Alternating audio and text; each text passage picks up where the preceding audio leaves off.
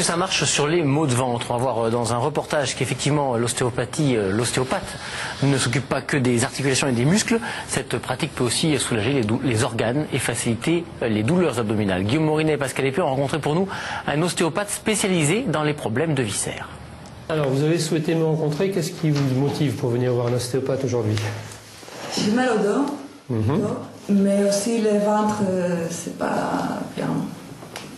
Diana a 24 ans. Depuis plusieurs semaines, elle se plaint de vives douleurs. Elle est espagnole et vient d'arriver à Paris pour un nouveau travail. L'ostéopathe commence la séance par un questionnaire. Est-ce que vous avez mal au dos et au ventre en même temps ou vous pouvez avoir indépendamment l'un ou l'autre? En même temps. D'accord. Est-ce que vous arrivez à définir l'origine de cette douleur? Est-ce que vous êtes tombé? Est-ce que vous avez fait un faux mouvement? Est-ce que... C'est tension. Tension nerveuse, d'accord. Ok. Mais écoutez, ce que je vous propose, c'est de vous examiner. Vous allez vous mettre en sous-vêtements pieds nus, s'il vous plaît, et vous vous mettrez sur la table. L'étape suivante, c'est de chercher par la palpation des points sensibles et douloureux. Alors, je vais vous demander de respirer plus fort, s'il vous plaît. Relâchez en soufflant. Voilà. Moi, sous ma main, je sens qu'il y a une douleur ici au niveau droit parce qu'il y a une perte de mobilité. Est-ce que vous pouvez me le confirmer? Oui. Respirez bien à fond, s'il vous plaît. Nous, notre but de thérapeute, c'est de remettre en place la mobilité. Quand un organe ne bouge plus, on va commencer à avoir des problèmes de stase, c'est-à-dire des choses qui vont se déposer, des jambes qui vont gonfler, la peau qui va s'infiltrer, etc. Et là, derrière, on sait qu'il y a un problème qu'il va falloir traiter rapidement. Très bien. Si vous voulez bien vous mettre sur le dos, s'il vous plaît. Pour mieux localiser cette douleur, l'ostéopathe vérifie la présence de tension sur l'avant du bassin. Voilà. On retrouve ici la douleur au niveau du bassin, puisqu'on a une perte de mobilité de ce côté-là. Vous respirez bien à fond, allez-y.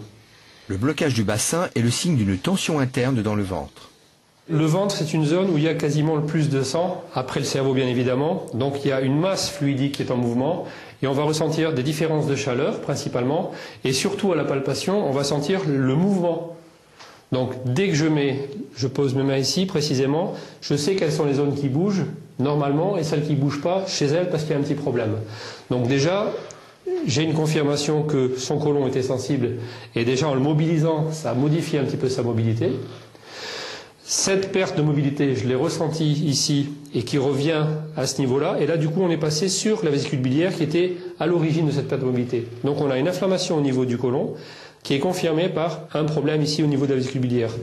Les douleurs au dos et au ventre ont donc la même cause. Elles sont liées à une mauvaise digestion suite au stress. Parfait, je vous remercie. Vous allez vous asseoir doucement au bord de la table. Si ça tourne, vous attendez un petit peu. Ça va? Ça tourne un petit peu? Non, ça va? Ça reste, parfois on reste quand même dubitatif. Vous comprenez qu'on puisse rester dubitatif de... C'est un problème d'information, c'est un problème d'explication. C'est une technique qui est très riche, très importante. C'est pas pour rien qu'on fait 5 ans. Parce qu'il y a vraiment... Vous-même, vous savez expliquer tout ce que vous faites, c'est-à-dire le fait de manipuler ici pour réparer la cheville ou de manipuler là dans le ventre pour réparer l'autre côté, etc. Tout ça s'explique. Oui, on essaye de donner une cohérence lors de notre cursus, qui est assez important.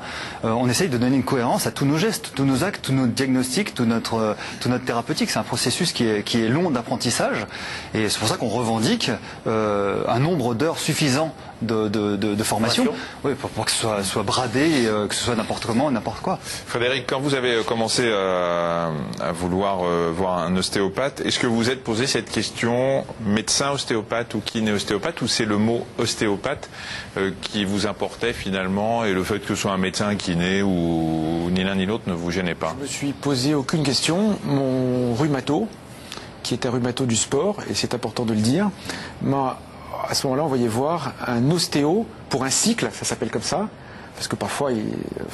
Ostéo-kiné? Oui, enfin, à vrai dire, j'en sais rien.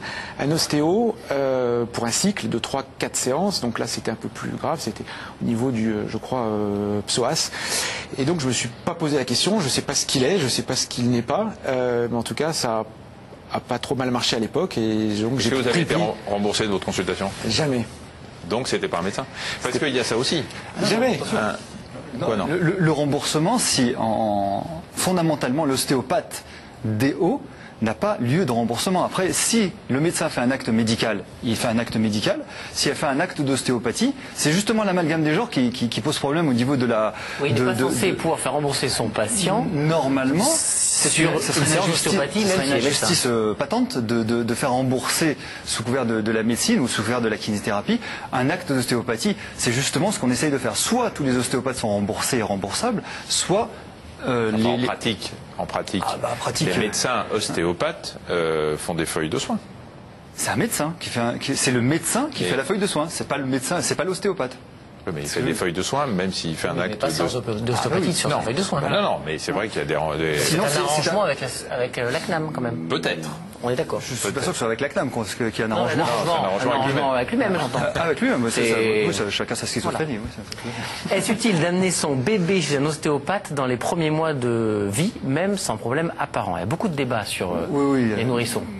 Le bébé, c'est un univers extraordinaire. Extraordinaire que le bébé, le nourrisson, enfin le nourrisson, le bébé, l'enfance, tout ça, c'est un univers qui est extrêmement riche, extrêmement efficace. Ça fait partie d'une grosse discussion. Est-ce qu'on amène son bébé sans raison? Oui, enfin moi j'en reçois énormément. D'abord parce que je traite des femmes enceintes. Et les femmes enceintes qui ont des problèmes de sciatique, de lombalgie ou des problèmes de posture à cause de la grossesse, m'emmènent leur bébé juste après. Et vous leur faites quoi à ces bébés? C'est juste, on essaye de faire un bilan, de savoir ce qui ne va pas. Ce qui est sorti, quand ils sont sortis du ventre de maman, il y a eu un certain nombre de tensions, de compressions, de distensions et plein de choses qui font que le bébé peut ressentir un certain nombre de souffrances qui peuvent aller du problème de sommeil au problème de reflux, au problème de maux de ventre, de coliques, etc. Donc il y a énormément d'indications, soit en prévention, et nous on prône plus que jamais la prévention dans notre approche thérapeutique, on prône la prévention, donc en prévention ou en thérapeutique, sachant que plus c'est tardif, plus c'est difficile. Quand un bébé a un crâne qui a été déformé... Du crâne, on va regarder un reportage. Oui, parce que les ostéopathes peuvent aussi prendre en charge les tensions ou les déformations de cette boîte crânienne des jeunes enfants en cabinet privé, mais aussi à l'hôpital, où l'ostéopathe peut travailler en collaboration avec les chirurgiens et des orthodontistes pour améliorer la prise en charge d'un trouble maxillo-facial. Un reportage de Guillaume Morinet et Christian Mignard. Tu me laisses travailler, je vais travailler dans ta bouche. Et j'ouvre la bouche. Tu ouvres pas grand, un petit peu, voilà, et tu me mords un tout petit peu. Cette jeune fille de 3 ans, Awa, souffre d'une malformation de naissance de la mâchoire. La partie inférieure est trop en avant.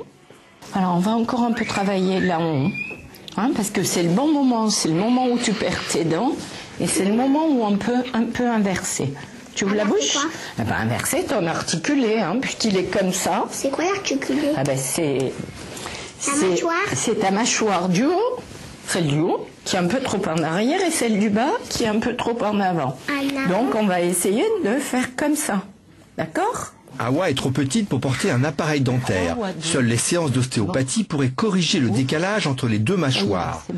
Dans ce service maxillo-facial à l'hôpital Robert Debré, les ostéopathes font partie de l'équipe soignante depuis déjà 9 ans. Tu ouvres à nouveau? Encore? Ah mais où? Tes mains, c'est pas des appareils, Ah bah non, mais ça dure pas longtemps comme ça, C'est pas des appareils, mais des fois, ça évite d'avoir des appareils. Ça peut valoir le coup. Les ostéopathes ont apporté dans ce service une autre manière d'approcher les problèmes de malformation maxillo-faciale.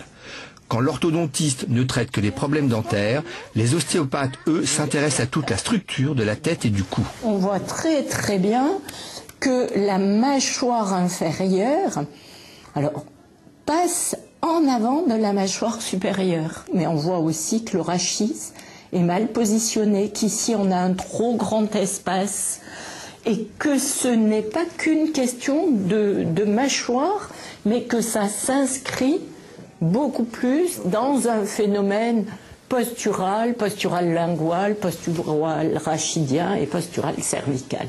Donc c'est vraiment une globalité. Chez la fillette, la langue trop basse pousse sur la mâchoire inférieure. Il faut donc lui apprendre à positionner sa langue vers le haut. L'ostéopathe lui montre des exercices à pratiquer tous les jours. Alors là, tu bouges toute ta tête. Mais ça ne m'intéresse pas que ce soit ta tête, puisque c'est ta langue qu'on veut faire monter pour qu'elle se place bien sur tes dents. Vas-y, monte. Plus haut. Plus haut, plus haut, plus haut, plus haut, plus haut. Pour corriger les blocages ou les déformations liées à la naissance, les ostéopathes peuvent intervenir quelques jours après l'accouchement. Robinson a 20 jours, il vient pour un bilan, il a juste un peu de mal à tourner sa tête vers la droite. On va le laisser continuer à téter, mais on va le laisser se détendre, ce qui moi va me permettre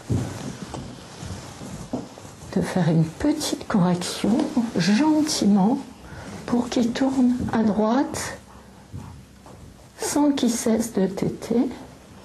Après des conseils sur la manière de tenir bébé pour dénouer ses tensions musculaires, les parents peuvent repartir sereins. Robinson, lui, semble satisfait de la séance chez l'ostéopathe. Bonjour. Bonjour Robinson. Frédéric, encore un mot avec vous. Vous êtes quand même très ouvert à toutes les formes de manipulation, on va dire pour simplifier. Vous êtes même allé voir un rebouteux. Ouais. Et alors, comment vous l'avez trouvé? Je veux dire par ma mère. On va s'arrêter là sur ce sujet. Il est magnétiseur, rebouteux, je ne sais pas très bien ce qu'il est. Alors lui, c'est un peu spécial. Il touche à peine le corps, en fait. Il pose les mains et soi-disant, il fait partir alors les herpès, les verrues, absolument tout.